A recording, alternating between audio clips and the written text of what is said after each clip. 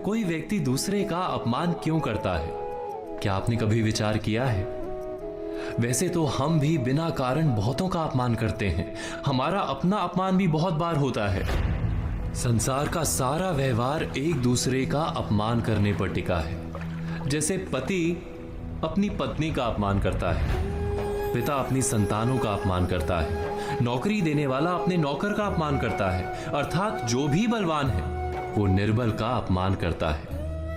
यदि हम शक्तिमान हैं तो अपमान के बदले में लड़ाई करते हैं, और यदि लड़ने की शक्ति नहीं होती तो हम अपमान सह लेते हैं, स्वयं को निर्बल और असहाय मान लेते हैं। हमें छोटे होने का एहसास होता है। ऐसा प्रतीत होता है जैसे हमारी आत्मा कुचली गई हो। किंतु कोई किसी का अपमान क्यों करता है? जब अपमान होता है तो मनुष्य को अपनी निर्बलता का एहसास होता है, और निर्बलता का बोध मनुष्य को कुचल देता है। वो अधिक से अधिक निर्बल बन जाता है, अत्याचार सहने की आदत सी पड़ जाती है, आत्मविश्वास का नाश हो जाता है। और जब आत्मविश्वास नहीं होता तो मनुष्य शराब और जुए जैसे व्यसनों में सुख ढूंढता है, मन से रोगी बन जाता है।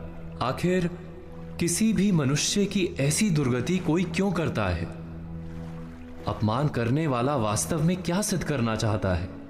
कभी गहराई से विचार किया है? वास्तव में हम किसी का अपमान करते हैं उसकी निर्बलता सिद्ध करने के लिए, यह बताने के लिए कि हम अधिक शक्तिमान हैं। अर्थात वास्तव में अपमान करने वाला स्वयं अपने आप को शक्तिमान या बलवान सिद्ध करने का प्रयास कर रहा है। अपमान करने वाला हकीकत में अपनी शक्ति से आश्वस्त नहीं है, उसे अपनी शक्ति पर भरोसा नहीं है। दूसरों को चुनौती देकर वो अपनी शक्ति पर विश्वास प्राप्त करने की कोशिश करता है। क्या ये सच नहीं?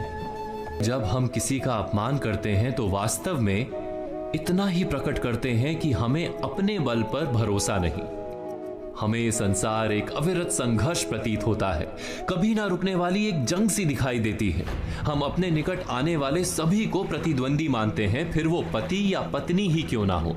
हमें निरंतर लगता है कि हमें अपनी शक्ति सिद्ध करनी होगी, अन्यथा हमारा शोषण होगा, हम किसी के गुलाम बन जाएंगे। किंतु क्या हमने कभी विचार किया है कि दूसरों को प्रतिद्वंदी अर्थात दुश्मन मानने के बदले कलीग मान लें, हमारी सहायता करने वाले सहयोगी मान लें, अर्थात दूसरे व्यक्ति को प्रेम करें तो उसका अपमान करना आवश्यक ही नहीं होगा। किंतु प्रेम करने के लिए आत्मविश्वास आवश्यक है। जिसे अपनी शक्ति पर विश्वास नहीं, वो प्रेम कर ही नहीं सकता। अर्थात जिसका हृदय आत्मविश्वास से भरा होता है, ना वो अपमान करता है, ना अपमान को स्वीकार करता है। क्या ये सत्य नहीं? इस तथ्य पर विचार अवश्य कीजिएगा।